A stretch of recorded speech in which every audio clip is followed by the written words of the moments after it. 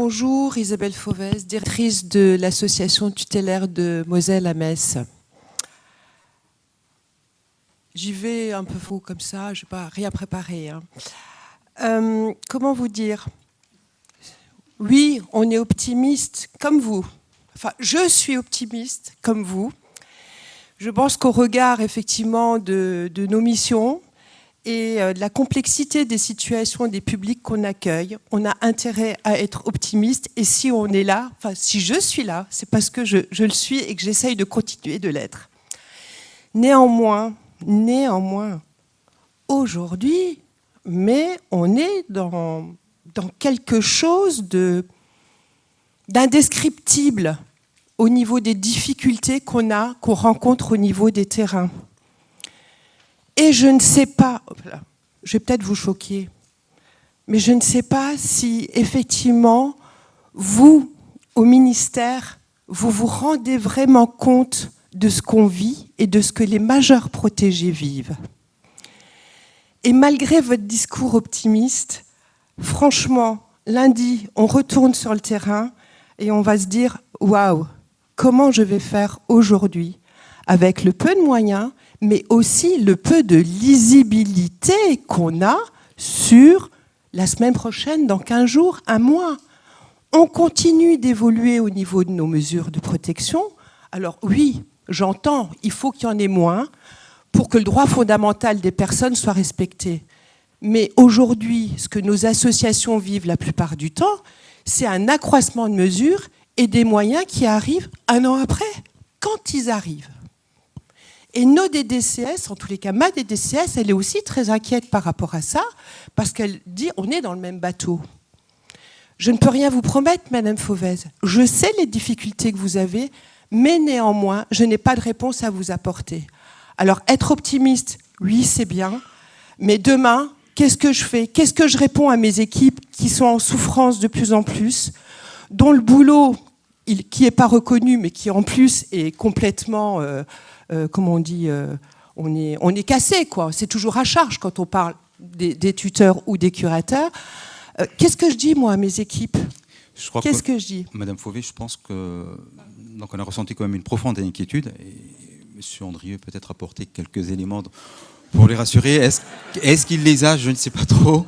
Oui, c'est clair que je pense qu'elle est aussi symptomatique de toute une profession.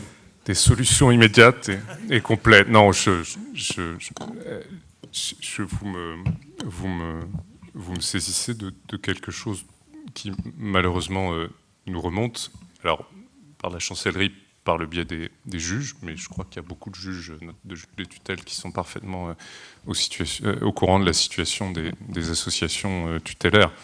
Et malheureusement, sur le volet budget et ressources de l'État, je n'ai pas d'annonce à vous faire aujourd'hui.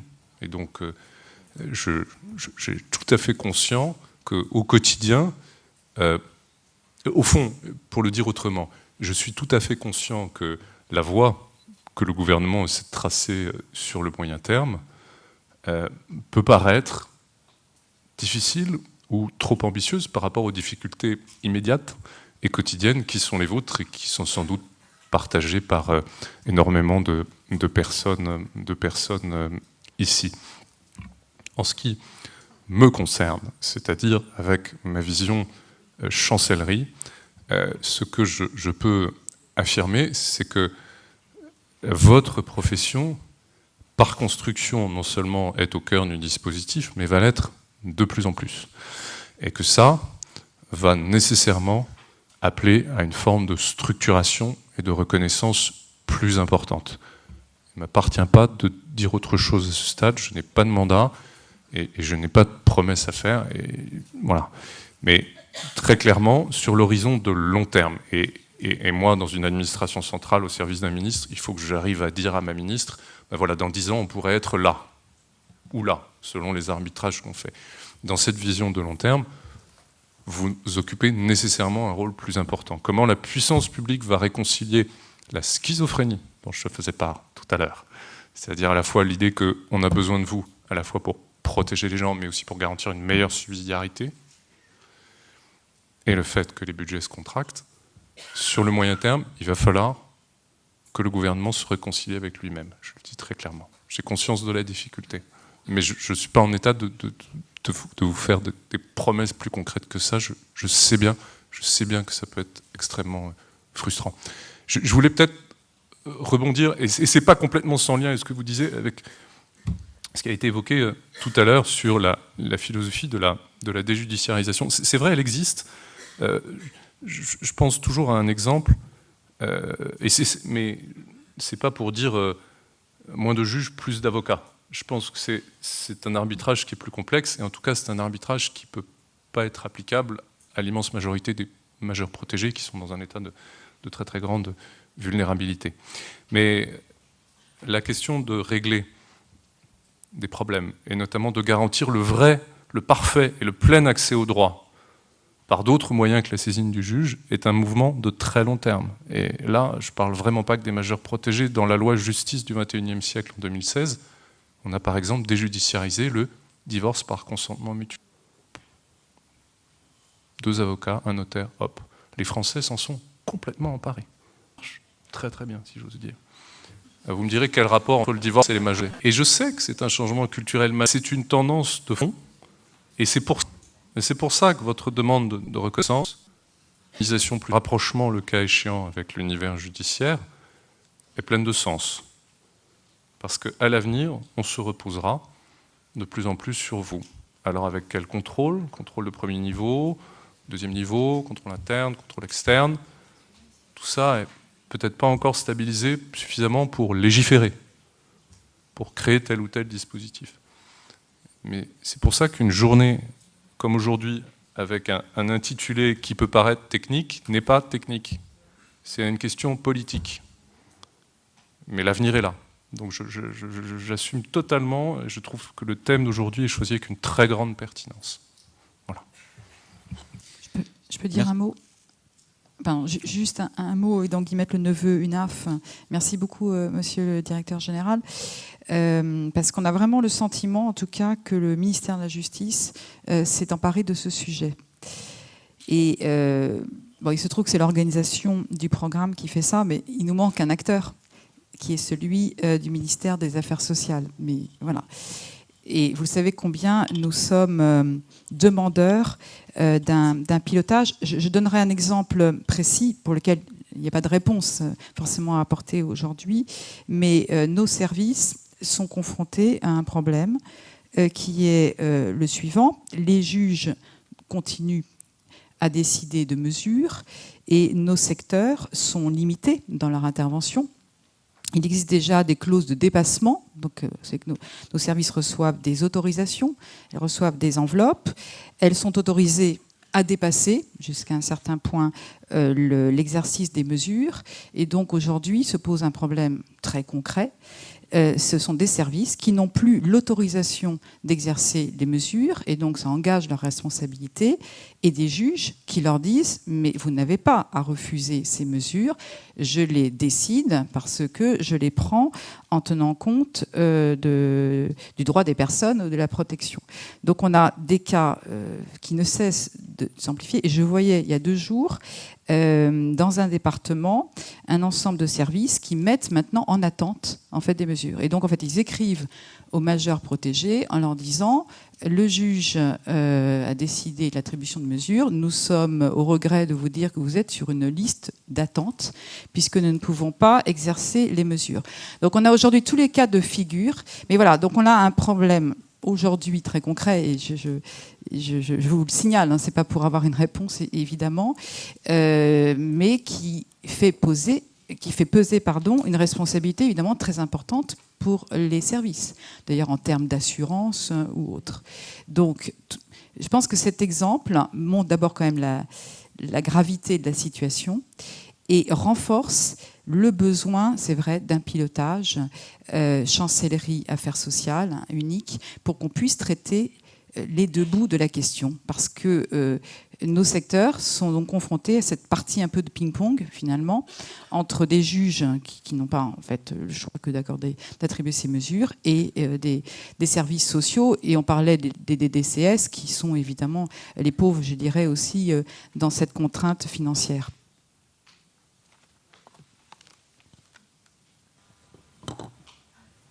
Je ne sais pas si je suis censé répondre. Non, je n'ai pas la réponse. Non, j'ai pas la réponse. Je vais redire ce que j'ai dit à la représentante de l'association tutélaire de Metz. C'est que le degré de contrainte semble extrême aujourd'hui et qu'il va falloir à un moment réconcilier ce qu'on entend faire au nom des droits fondamentaux et la gestion courante sur le terrain des mesures. En droit, il me semble qu'une fois que la mesure est prononcée par le juge, il faut la mettre en œuvre et qu'il n'y a pas de marge d'appréciation. Il me semble difficile de faire une autre réponse à ça. Bon, oui. Je crois que Mme Guillemette Leneveu a... Je ne pense pas qu'on espère avoir une réponse aujourd'hui, mais au moins mettre le doigt quand même sur une problématique qui devient maintenant qui se pose de plus en plus de façon, on va dire, difficile auprès des services, mais tout simplement aussi nous mettre aussi le doigt devant des choix qui ont été aussi rappelés par la Cour des comptes dans le rapport, qui étaient quand même dans leur proposition en haut de la liste des propositions, c'est-à-dire le délégué et le pilotage nécessaire au niveau national. Donc je pense que tout le monde prendra acte, chacun à sa place et à son niveau. Et je passe la parole pour une dernière question à Cédric Ney. Oui, bonjour. Cédric Ney, donc directeur d'un service tutélaire en Gironde. Je me permets effectivement de rebondir sur ce que ma collègue vient de préciser. La difficulté du pilotage de l'activité sur les territoires, où à mon avis il y a une vraie marge d'efficience de moyens, puisque les magistrats décident de confier une mesure à tel service ou à un mandataire privé, mandataire individuel, sans aucune cohérence avec les projets des établissements, avec l'évaluation de nos processus de contrôle, évaluation interne, externe, tous les outils de la loi du 2 janvier 2002, puisque nous sommes soumis aux mêmes contraintes que les établissements socio-médico-sociaux, nous en sommes.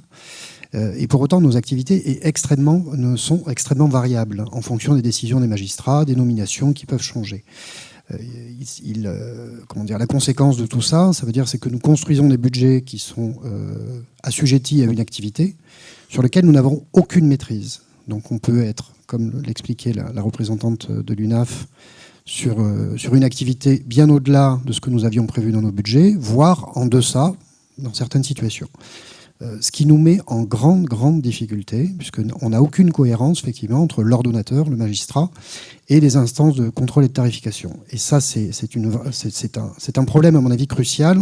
On a d'autres solutions dans d'autres secteurs, notamment la protection de l'enfance, où le juge ne désigne pas la personne, ou la personne morale, notamment, qui met en œuvre les mesures, mais bien confie à un tiers, au département en l'occurrence, qui, lui, à partir du moment où il pilote, c'est-à-dire il contrôle et il tarifie les établissements, régule l'activité de chacun en fonction notamment des projets de chaque service, des spécificités, puisque nous essayons, en fonction des publics que nous accueillons, de mettre en face les meilleurs moyens. C'est-à-dire si on accueille beaucoup de personnes âgées, on développe un certain nombre d'outils. Si on a plutôt des jeunes avec des difficultés psychiatriques importantes, on essaie de se doter d'outils qui sont pertinents pour mettre en place une mesure la plus efficace possible et la plus soutenante possible. Voilà. Et cette absence de pilotage et de vision globale fait peser sur notre secteur un risque, à mon avis, vital. Et tant qu'on n'aura pas effectivement une solution par rapport à ça, je ne vois pas comment on va pouvoir être des bons gestionnaires en ayant par ailleurs nos budgets prévisionnels. On fait maintenant 3 budgets prévisionnels par année et on obtient les moyens en fin d'année si on les obtient. Merci. Je partage entièrement votre analyse et pour le coup, sur ce sujet-là, je pense que la justice peut agir. Autant le fait de savoir si une mesure doit être prononcée, avec quel degré de proportionnalité et de subsidiarité, ça relève vraiment de l'office du juge au nom de la protection. Pour le surplus, moi, à mon sens, il incombe au juge de se préoccuper de l'organisation réelle de la protection judiciaire des majeurs dans son ressort, des capacités des uns et des autres, que ce soit capacité en volume, en capacité de prise en charge, mais aussi des capacités techniques, des spécialités des uns et des autres.